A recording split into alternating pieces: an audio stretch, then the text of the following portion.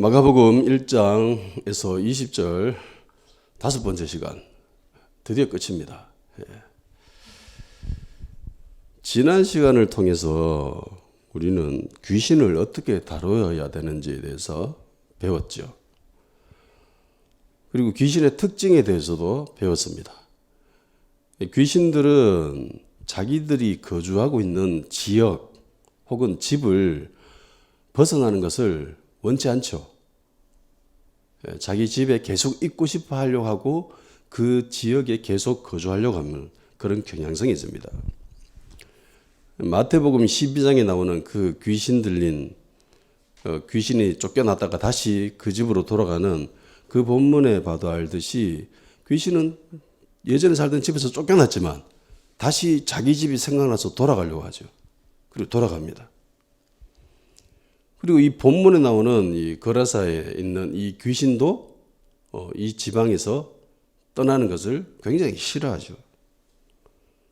그리고 예수님한테 부탁합니다. 제발 이 지방에서 우리를 쫓아내보내지 말아 주십시오. 그렇게 간구합니다. 재밌게도 예수님은 귀신들의 요구를 들어줘요. 허락하신 이유는 지난 시간에도 이야기했지만 별로 중요하지 않기 때문이죠. 있으나 없으나 별로 중요하지 않기 때문에 그냥 허락하신 거예요. 지역에서 그 지방에 귀신이 있고 없고는 중요한 게 아니라고 했습니다. 중요한 것은 사람에게 귀신이 있느냐 없느냐. 그러니까 귀신들이 사람에게 집을 못 짓도록 하는 거, 그게 중요한 것이지 그 지역에 그 지방에 사람이 그 지역에 귀신들이 있는 것은 그렇게 크게 중요한 것이 아니라는 거예요. 사람 몸이 주님의 성전이 되면은 그 지역에 귀신이 있다 하더라도 뭐 괜찮죠. 아무런 문제가 없습니다. 근데 귀신들이 이 지방에서 내쫓아 보내지 말아달라고 예수님한테 간구하는데 희한하게 마침 거기 돼지떼가 있었습니다. 본문에도 이야기하죠. 11절 마침 거기 돼지떼가 있었다라고. 그래서 귀신들이 또 주님한테 요구를 합니다. 잘 됐네요, 예수님. 저기 돼지떼가 있으니까 우리를 돼지에게 보내주십시오. 들어보내주십시오. 이렇게 요구를 합니다. 예수님이 또 허락하십니다.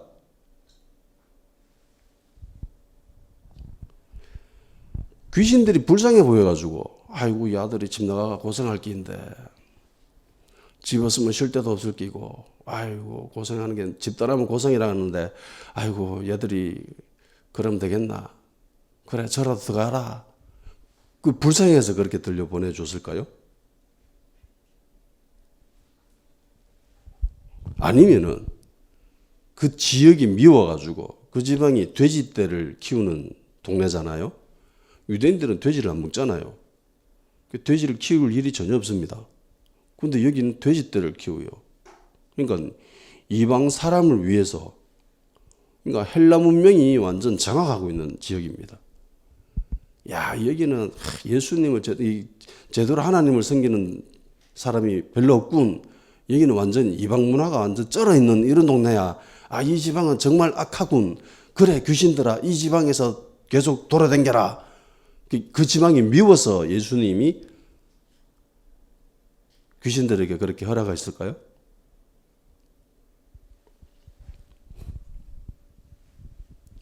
돼지를 키우는 그 사람들이 미워가지고 이 자식들이 감히 여기에서 돼지를 키워? 이 부정한 짐승. 이것들의 돈에 완전 환장했구나. 그래가지고 그 지방 사람들이 미워가지고 그래 너것들이 이 동네 떠돌아다니면서 이 사람들 계속 괴롭혀. 그 지방 사람들이 미워서 그렇게 허락하셨을까요? 아니죠. 치유받은 사람이 예수님을 따르려고 합니다. 그죠?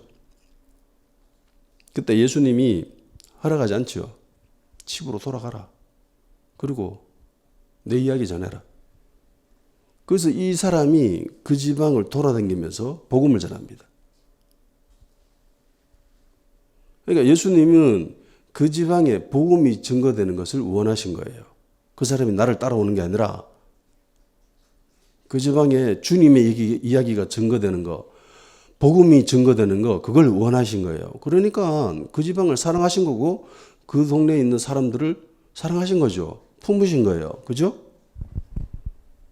그래서 그 이유 때문에 허락한 것은 아닙니다. 그러면 귀신들은 왜 돼지한테 들어가려고 했을까? 난 이 본문 볼 때마다 이 궁금증이 끊이지 않았었거든. 도대체 왜 이럴까? 주석을 디비고 아무리 살펴봐도 내가 원하는 답은 알 수가 좀처럼 알기가 힘들었습니다. 그래서 혼자 묵상하고 본문 보고 주님께 기도하고 그러면서 얻은 답이에요. 이때까지 제가 설교했던 내용들은 다. 왜 돼지들한테 들어가려고 했을까?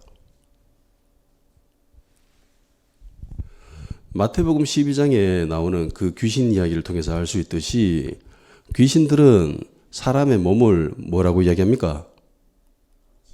집이라고 이야기하죠. 집. 집은 쉴 수 있는 것이고 안식을 얻는 것이고 힘을 얻는 것이죠. 그죠? 그러니까 귀신이 집이 없으면은 얘는 힘을 발휘하지 못합니다. 그죠? 그 지방에 귀신들이 돌아다닌다 하더라도 걔네들이 기거할 집이 없으면은 귀신들은 힘을 발휘하지 못해요. 중요한 점은 여기에 있다라는 거예요. 귀신 그 자체로는 얘네들이 별 힘을 발휘하지 못합니다. 이해가 돼요? 귀신들은 반드시 무언가를 통해서 역사합니다. 이게 영적인 세계는 비슷해요. 유사하게 돌아갑니다. 하나님이 하나님 그 자체로 영향력을 행사하는 일은 거의 없죠. 하나님은 반드시 하나님의 사람을 통해서 역사하실 때가 훨씬 많으십니다. 주님의 역사가 대부분 그렇게 흘러가잖아요. 주님의 사람들로 통해서. 마귀도 똑같아요. 마귀 그 자체로 뭔가를 일을 진행하거나 영향력을 발휘하거나 이런 일은 별로 없습니다. 대부분 어떤 매개체를 통해서 역사합니다. 주로 사람이죠. 사람을 통해서 마귀들이 역사할 때 가장 강력한 힘을 발휘합니다. 자기의 존재를 드러내기 위해서는 사람이 필요한 거예요. 근데 더 이상 얘네들은 여기 못 있지요. 주님이 나가라고 했습니다. 나가라면 더 이상 쉴 곳이 없게 되고 더 이상 힘도 발휘하지 못하게 됩니다. 이 귀신은 이게 기생충과 비슷합니다. 기생충은 기생충 그 자체로 별로 힘을 발휘하지 못하지요. 빌붙어야 힘을 발휘합니다.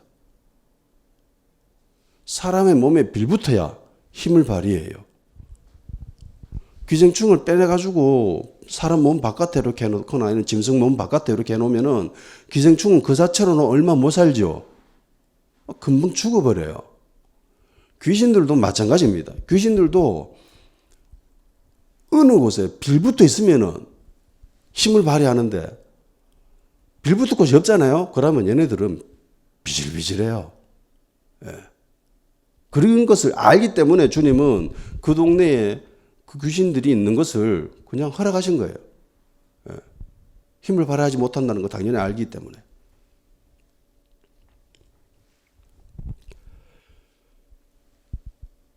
만왕의 왕이신 이 세상을 창조하신 예수님이 나가라고 했습니다. 그럼 나가야죠. 집주인이 나가라고 하잖아요. 그럼 나가야 되는 거예요. 우리도 집주인이 나가라고 하면 나가야 됩니다. 그죠? 한번 나갔잖아요. 집주인 나가라고 하니까 나가야 되는 거야. 마찬가지로 사람을 창조하신 분이 예수님인데 예수님이 귀신한테 나가래요. 집주인이 나가래요. 그러면 귀신은 어떻게 해야 됩니까? 끽소리 말고 나가야죠. 나가야 돼요. 근데 문제는 집 나가면 고생이라고 얘들이 이제 나가면은 쉴 곳이 없게 되잖아. 그죠? 쉴 곳이 없습니다. 근데 마침 돼지가 있습니다. 아, 사람은 없어도 저 돼지한테는 좀 밀붙어 있어야 되겠다. 예. 그런 생각이 들었을 겁니다. 그러니까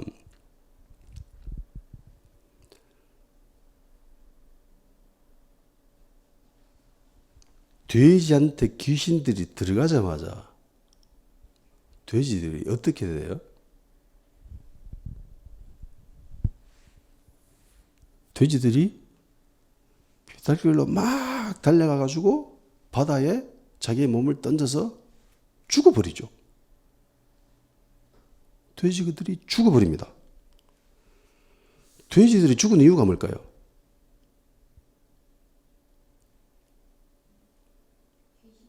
귀신이 들어갔기 때문이죠. 귀신이 들어갔기 때문에. 성경은 돼지가 죽은 이유에 대해서 무엇 때문에 죽었는지에 대해서는 상세하게 기록하고 있지 않습니다. 그냥 귀신들이 돼지한테 들어갔고 돼지들은 죽었다 이거예요. 그러니까 우리는 성경적인 사고방식으로 이것을 추론해 볼 필요가 있습니다. 약간의 상상력을 동원해야 돼요.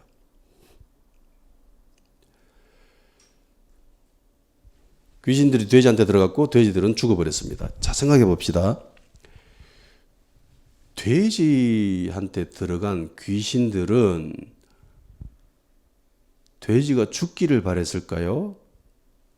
아니면 돼지들이 살아있는 것을 원했을까요? 우리가 귀신들에 대한 특징을 몰랐을 때는 어떻게 생각을 하냐면은 귀신들이 돼지를 죽였고 그리고 귀신들은 이 돼지들을 죽이는 것을 원했을 것이다라는 그런 이미지를 갖게 됩니다. 그렇겠죠? 근데 우리는 귀신에 대한 특징을 알지요. 습성을 압니다. 그러면은 이것을 알고 본문을 바라보게 되면은 귀신들은 돼지를 죽일 마음이 없다라는 것을 알 수 있어요. 왜냐하면 거기라도 좀 살아있어야 되거든. 그부터가.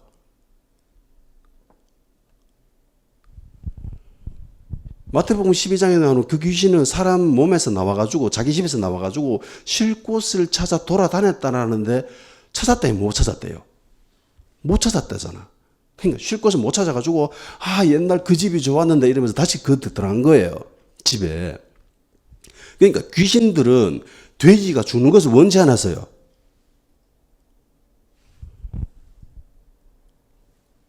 그럼 죽은 것은 뭐 때문에 죽었을까요?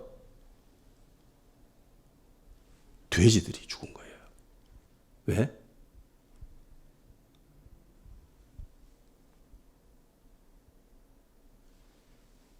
죽는 게 낫다라고 생각했기 때문에. 살아있는 것보다 죽는 게 낫다라고 생각했기 때문에. 살아있는 게 더 힘들다고 생각했기 때문에. 돼지들은 그렇게 한 겁니다. 그러니까 귀신한테 점령대가 있는 상태로 있는 것보다는 아사리 죽어버리는 게 돼지는 그것이 더 좋다라고 생각한 거예요. 그만큼 귀신한테 사로잡힌 것이 얘네들은 힘들었던 겁니다. 괴로웠던 거예요. 사는 게 더 지옥 같다라는 말을 하는 사람들 있잖아요. 영화나 이런 데 보면은 TV에 뭐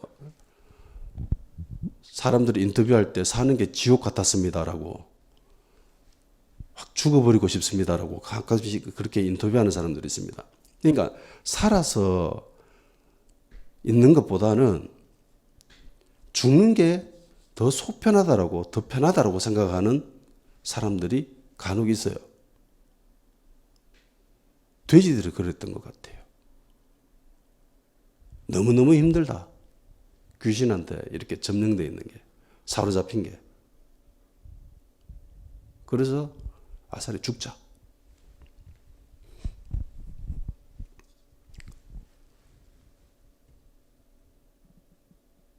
돼지가 죽어버리면은 더 이상 귀신들은 쉴 곳이 있어요, 없어요?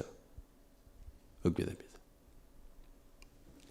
돼지가 견디지 못하고 죽은 거예요. 귀신이 돼지한테 잠깐 들어갔잖아요. 들어가자마자 벌어진 일이거든. 귀신이 잠깐 스쳐 지나갔는데 이렇게 되어버립니다. 그러니까 귀신들한테 잠깐이라도 영향력을 받게 되면은 어마어마한 일이 이렇게 벌어지게 되는 거예요. 그러므로 귀신들하고는 절대로 가까이 가려고 하지 마십시오. 예. 공포영화나 이런 것도 절대로 봐서는 안 돼요. 얘도 숨 있는 사람들이 그런 거 보면 안 됩니다. 저번에도 이야기했죠. 제 청년부 시절 때 수련회를 갔는데 청년 중에 애 하나가 얘가 수련회 가기 전에 보통 여름철에 공포영화를 많이 하잖아요. 얘가 공포영화를 좋아했어. 여름 수련회였는데 수련회 가기 전에 공포영화를 많이 봤어요. 얘가. 그리고 수련회 가가지고 기도하는데 얘가 귀신한테 사로잡혔습니다. 기도하다가 귀신들이 걔한테 덮쳐버린 거예요. 기도하는데 귀신들이 눈에 보이는 거예요. 점령당해버려요. 그러니까 얘가 기겁을 하면서 과음심에서 그 몸을 쓰러져 버리는 거예요. 예. 그래서 모든 수련회가 수덥돼 버렸죠. 수덥되고 다 나와가지고 가를 위해서 기도하고 목사님 기도하고 예수님으로 쫓아내고 그랬었습니다. 그러니까 그렇게 하면 안 돼요. 예수 믿는 사람들은 공포영화 같은 거 그런 거 보지 마십시오. 절대로 그런 거 보면 안 돼요. 귀신한테 사로잡힙니다. 문을 열어주는 거야, 그게. 돼지를 치던 사람들이 이 사건을 보면서 마을로 내려갑니다. 여러 마을로 쫙 내려가가지고 막 이야기를 해줍니다.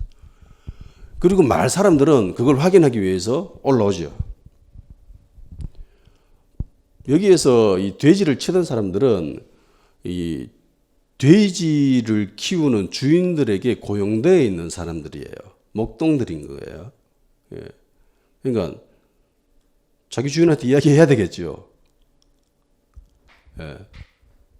안 그러면 자기들이 덮으실 수 있잖아. 책임져야 되잖아요.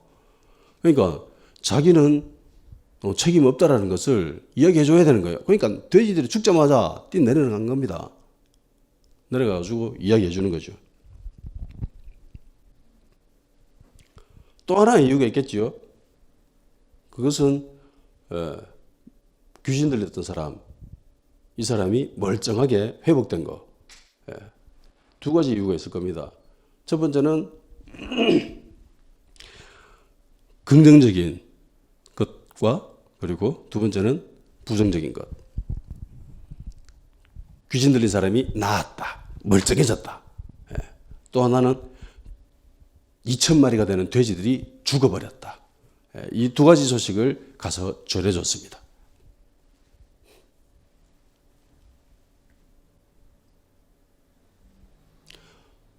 무슨 이유가 더 컸다라고 생각을 할 수 있겠습니까?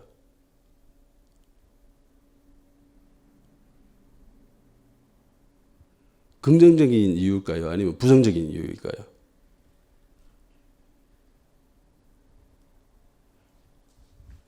귀신 들린 사람이 멀쩡히 날아가지고 그것이 기뻐서 사람들한테 전해줬을까요? 아니면은 돼지가 죽어버린 것에 대해서 무서워서 이야기해 줬을까요? 뭘까?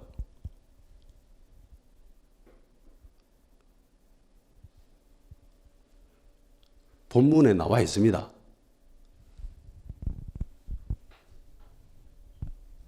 첫 번째일까, 두 번째일까? 두 번째죠. 분명합니다. 뭐 때문이에요? 본문에 무엇을 보고?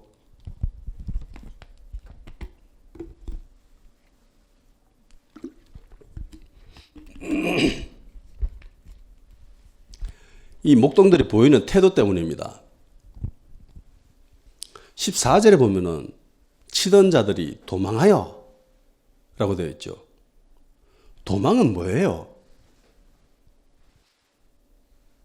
어떨 때 도망칩니까?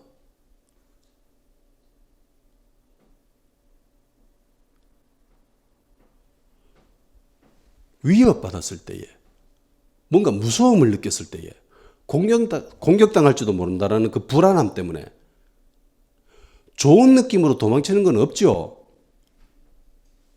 와, 저 사람이 날 사랑해줘 이러면서 도망치는 사람 거의 없잖아요. 도망치는 것은 주로 부정적인 것 때문에 도망칩니다. 나를 공격한다거나 위협을 가하거나 뭐 이럴 때 무서워서 그렇게 도망치는 거잖아요. 그죠? 그러니까 이 치던 자들은 이 사건이 자기들에게는 굉장히 무서운 거예요. 위협적인 거입니다. 이게. 왜? 자기들이 책임져야 될 이 돼지 2,000마리가 죽어버렸잖아요. 그래서 책임을 회피하기 위해서 도망친 겁니다. 가서 이야기해 준 거예요. 그 장소에서 일어난 일들이 자기들에게는 굉장히 공격적으로 보인 거예요. 안 좋게 보였습니다. 부정적으로 보였습니다. 그래서 도망쳐 버렸습니다. 가서 이야기해 줘야죠. 주인들한테. 그리고요, 그것을 보러 동네 사람들이 올라오죠. 그리고 또 이야기를 듣습니다. 16절에 있지요. 16절을 다 같이 읽읍시다. 시작.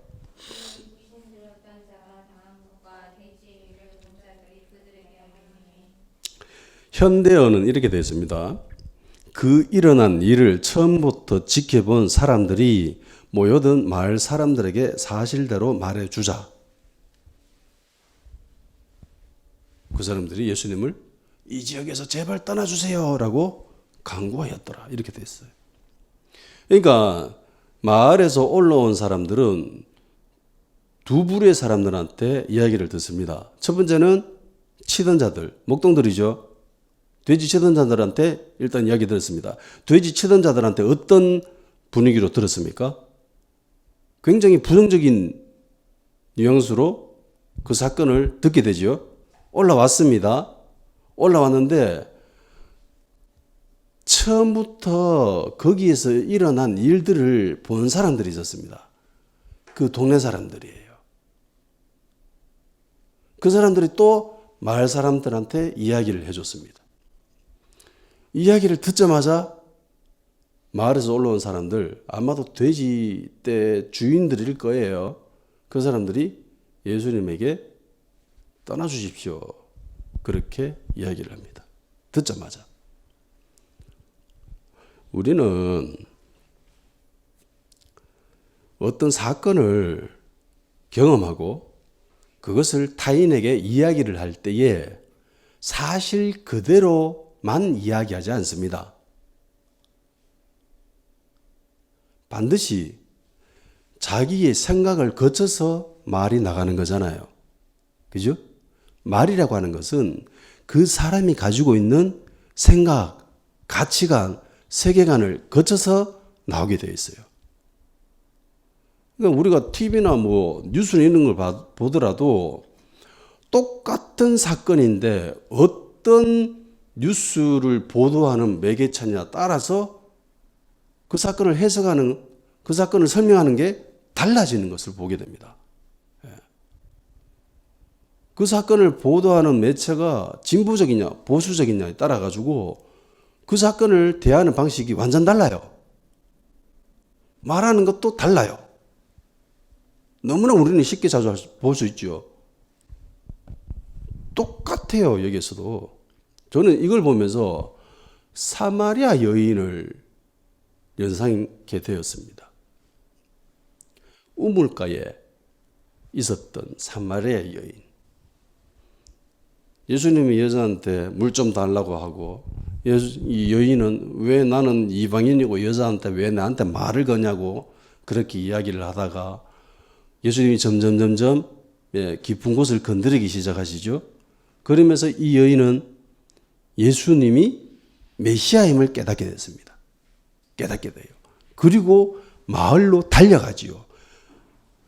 물덩이를 내팽개치고 마을로 달려가가지고 사람들한테 전해줍니다. 내가 메시아를 만났다. 그러니까 이 여인이 예수님을 만나면서 경험한 그 사건을 자기의 입으로 증거할 때에 그냥 사건 그대로만 이야기하는 것이 아니라 자기의 생각, 자기의 가치관, 세계관을 거쳐서 나오게 되고 거기에 감동된 그 사마리아 마을 사람들이 예수님한테 모여들게 되고 그리고 결국은 그 사람들까지 예수님을 믿게 되는 일들이 벌어지잖아요. 마찬가지로 이거는 그와 반대의 이야기지만 치던 자들이 마을로 내려가서 이야기를 해줍니다. 그리고 올라왔는데 거기에 있었던 처음부터 그 사건을 경험했던 사람들이 마을 사람들한테 또 이야기를 해줬어요. 그러니까 이 이야기를 듣자마자 결론을 내려버리죠. 우리 동네에서 떠나주십시오. 여기에 있었던 이 사람들이 어떤 분위기와 어떤 뉘앙스로 사람들한테 전해졌는지 느낌이 오나요?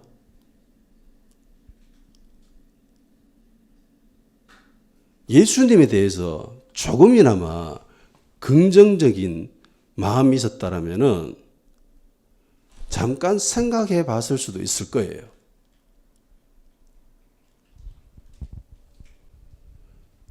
한 사람이 치유되어서 온전하게 앉아있는 거 거기에 감동받았으면은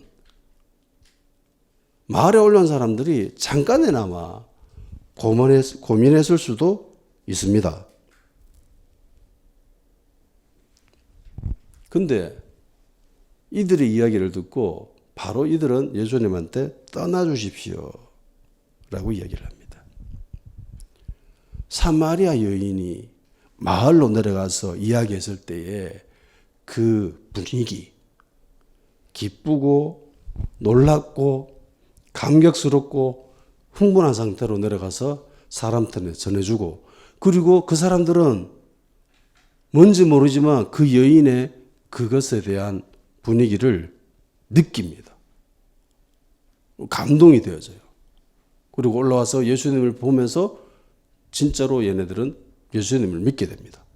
그런데 돼지를 치던 사람들과 그 현장에 있었던 사람들의 이야기를 듣던 사람들, 이 사람들은 도대체 어떤 뉘앙스랑 어떤 분위기로 말을 전했는지 듣자마자 예수님한테 떠나주십시오. 그렇게 이야기를 하죠.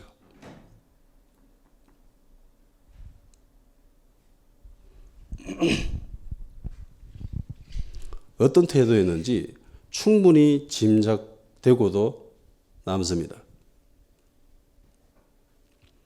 그들의 눈에는 무엇이 더 큰 충격으로 다가왔을까요? 돼지죠. 돼지 죽은 거. 사람이 귀신한테 풀려나가지고 온전케 된 거, 그것은 자기들에게 별로 크게 와닿지 않았다는 겁니다. 돼지가 죽은 게 더 안타까웠어요. 돼지 2,000마리. 돼지 한 마리가 50만 원이라고 치면은 10억입니다. 10억. 어마어마하죠? 네. 어마어마한 거예요.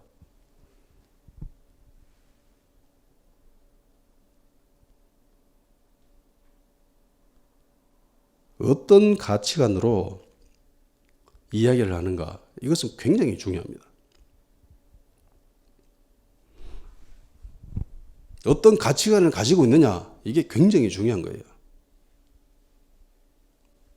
그 영향이 또 어마어마합니다.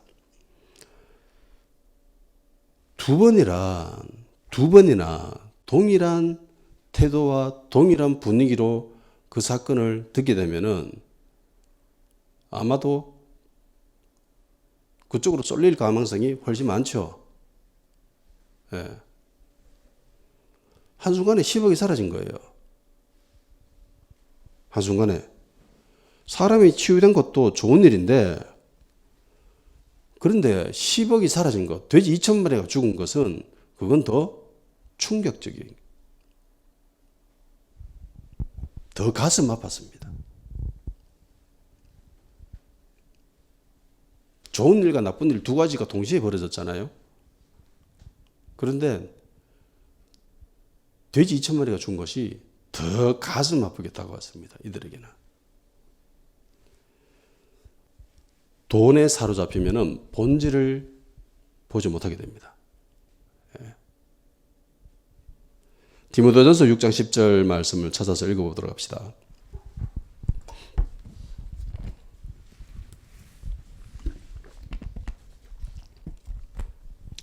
디모데전서 6장 10절 시작. 돈을 사랑함이 일만하게 뿌리가 되나니 이것을 탐내는 자는 미혹을 받아 믿음에서 떠나 많은 근심으로서 자기를 찔렀도다. 아멘. 예수님을 믿는 자조차 돈을 사랑하고 탐내게 되면 미혹받는다고 합니다. 미혹. 진리를 놓쳐버린다는 거예요. 믿음을 떠난다는 거예요. 하물며 믿지 않는 사람이 돈을 탐하고 재물을 탐하면 어떻게 될까? 이건 너무나 뻔한 거지요.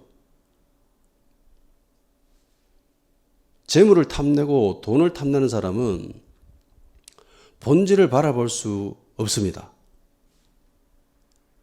눈을 상실해버려요. 제대로 된 판단을 내릴 수가 없게 됩니다. 보세요. 이들이 피해를 본 것은 예수님 때문이에요? 귀신 때문이에요? 귀신 때문이잖아. 그런데 이들은 누구에게 책임이 있다고 생각합니까? 예수님. 이들이 추구하는 게 뭡니까? 돈이에요. 재물입니다. 사람 치유되는 거 별로 중요하게 생각 안 합니다. 돈 잃어버리는 게 이들에겐 더 크게 다가오는 거예요. 모든 문제의 근원이 귀신들한테 있는데 이들은 귀신이 아니라 예수님한테 원망하죠. 영적인 눈이 뜨이지 않으면 이렇게 돼요. 사람이. 돈에 사로잡히면은, 재물에 사로잡히면은 사람이 이렇게 돼요. 어리석은 판단을 하게 됩니다. 정말 똑똑한 사람이라 할지라도 투자해가지고 실패해보는 사람들이 정말 많거든요.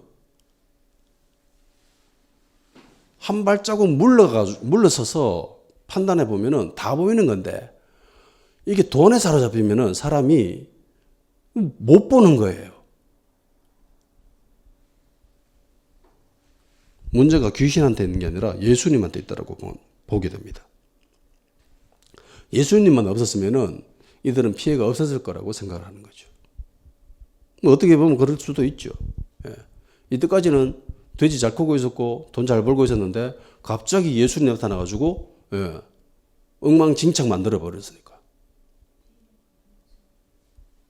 예수님만 없었으면은 삶이 평안했는데 아무런 문제가 없었는데 예수님 때문에 엉망진창 되어버렸습니다. 경제가 바닥입니다. 예수님 때문에 먹고 살기가 힘들어지고 예수님 때문에 경제 성장률이 낮아지고 이렇게 됩니다.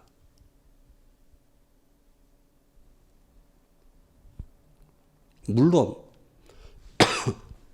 귀신한테 사로잡힌 사람은 고통받고 살겠지요. 근데 그 사람이 뭐 귀신한테 사로잡혀가서 고통받고 사는 거, 그건 내한테는 별로 중요한 게 아니라고 생각하는 거죠. 내가 돈 버는 거, 그게 더 중요하다고 생각하기 때문에.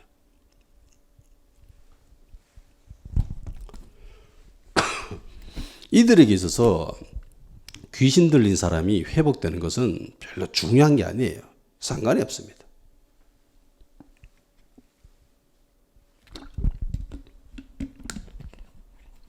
왜냐하면 이들은 돈의 눈이 멀었기 때문에. 이들에게 이들이 중요하게 여기는 것은 유익입니다. 물질의 유무입니다. 유익이 있으면 좋은 것이고 유익이 없으면 나쁜 것입니다.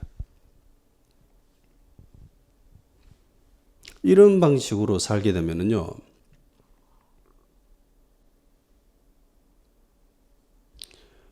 힘들어질 때, 삶이 힘들어질 때 언제든지 주님과 멀어질 수 있습니다.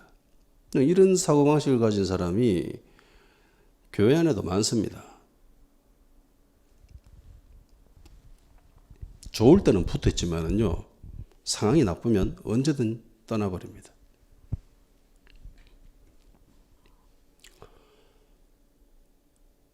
코로나로 통해서 교회가 힘들어진다고 합니다. 어제 뉴스 보니까 어떤 목사님이 그렇게 이야기하시더라고요. 코로나 때문에 대형교회가 180개가 경매사이트에 올라왔다고 합니다. 유지가 안 되니까. 재정이 없으니까.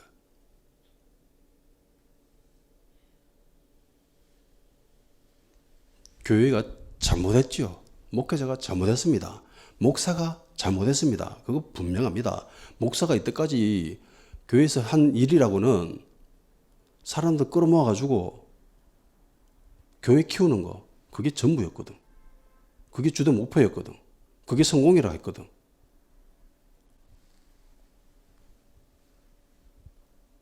예수님이 어리석은 부자라고 이야기했던 그 사람처럼 곡식이 많네.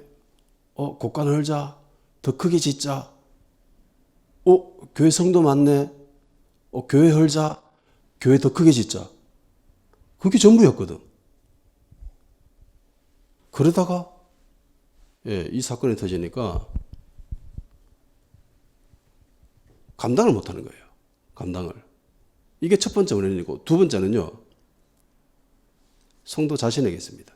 물론 그렇게 가르치지 못하고 양육시키지 못한 목사의 책임이 첫 번째로 있겠지만은, 두 번째는 성도 그 본인 자신에게 있습니다. 왜냐하면은 유익이 있으면 교회에 붙어 있고 유익이 없으면 교회를 떠나버립니다. 마치 오병이어 기적을 일으킬 때에 예수님 손에 빵이랑 고기가 있으면 붙어 있다가 예수님 손에 빵이랑 고기 없으면 떠나버리는 그 무리들과 똑같다는 거예요. 유익이 있으면 붙어 있고 유익이 없으면 떠나버리고. 교묘사에도 왜 올라갔겠어요? 성도들이 성헌금을 제대로 못했기 때문이죠. 물론 경제가 나빠져서 그런 수도 있습니다. 그런데 그 정도까지는 아니거든요. 가라지가 떨어진 거예요. 가라지들이. 예수님 손에 확실히 붙잡힘 받은 사람들이 그만큼 교회에 없었더라는 겁니다. 사는 게 좀 힘드네. 그러면 이번 달은 헌금 쉬자.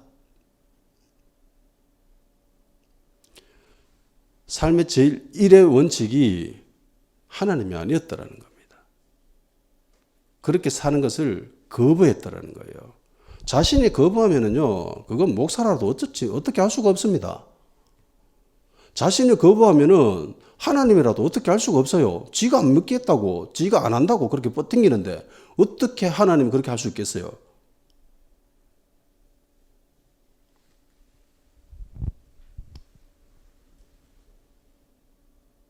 예수님 믿으면 복 받습니다. 그건 맞아요. 그런데 예수님 믿으면 복 받는다라는 것이, 이것이 교회 다니는 제1의 원칙이 되어버리면요, 복 못 받게 되면 이들이 어떡할까요? 안 오는 거지요. 빠빠이, 안녕, 사요나라. 가버리는 거예요.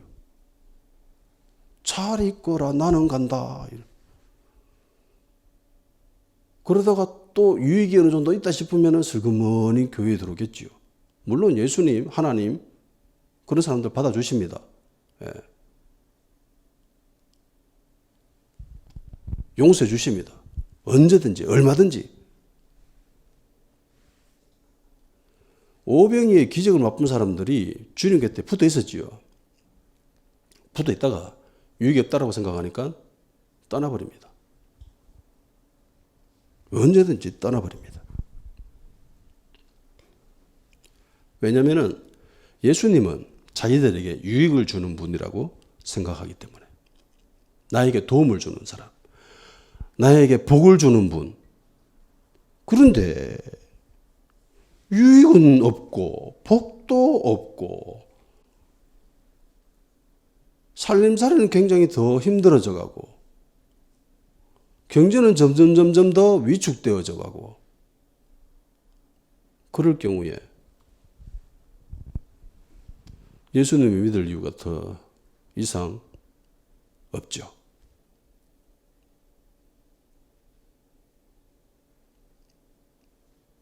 저는 코로나는 진짜 하나님 하시는 거라고 생각이 들어요. 예. 가라지들이 다 떨어지잖아.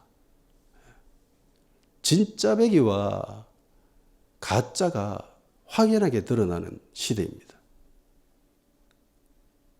진짜 배기가 되십시오. 예. 외양간에 소가 없다 하더라도 뭐가 나무에 열매가 맺혀지지 않는다 할지라도 뭐 때문에 기뻐해야 돼요?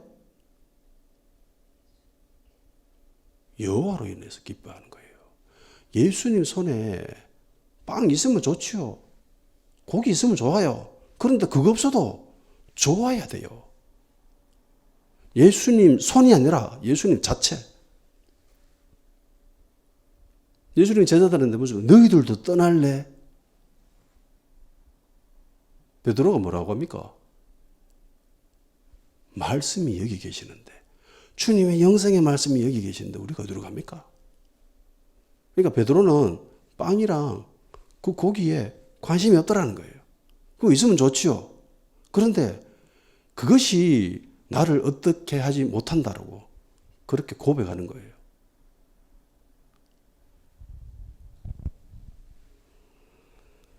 사랑하는 여러분, 재물에 사로잡히지 마십시오. 이 지역에 있는 사람들은 재물에 사로잡혔습니다. 눈이 먼 거예요. 그러니까 돼지를 키웠겠지요. 그러니까 이 동네에 살았겠지요. 성경적인 가치관으로 무장되어야 됩니다. 성경적인 가치관으로. 그냥 몸만 교회에 왔다가 세상 사람들과 똑같이 복을 추구하고 돈 따라가고 그렇게 사는 교회 다니는 사람들을 너무나 많이 봅니다. 제발 그렇게 해서는 안 돼요. 성경적인 가치관으로 무장되어야 됩니다. 성경적인 가치관으로 무장되면은 그 돈 10억에는 별 관심이 없죠. 그 한 사람이 회복된 것이 더 큰 의미를 부여합니다. 우리는 마땅히 귀신에게 사로잡힌 그 한 사람이 회복된 것에 대해서 더 큰 의미를 부여하고 더 큰 가치를 둬야 되죠. 한 영혼이 천하보다 귀하다라고 맨날 이야기는 그렇게 하면서 그렇게 돈은 안 쓰고 정작 살아가는 모습 보면은 돈만 추구하며 살아가는 모습을 우리는 너무나 쉽게 볼 수 있게 됩니다. 그렇게 해서는 안 되는 겁니다. 돈 따라가면은요, 눈이 멀어요. 본질을 못 보게 됩니다.